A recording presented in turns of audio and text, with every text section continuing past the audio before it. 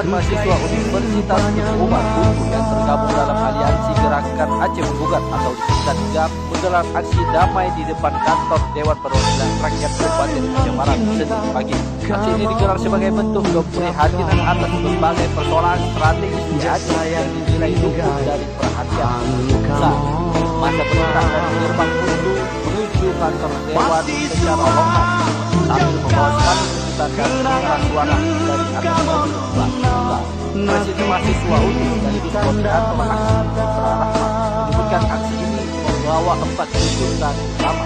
Pertama, mendesak pencopotan Menteri Dalam Negeri dan Dirjen Kebudayaan Republik Indonesia karena dinilai gagal memahami substansi dan politik Helsinki dan semangat otonomi khusus Aceh.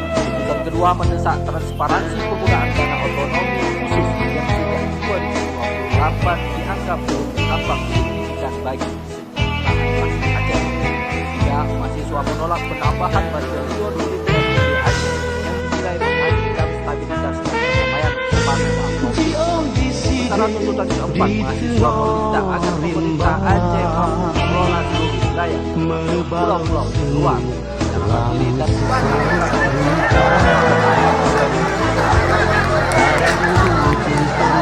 mulai hadap.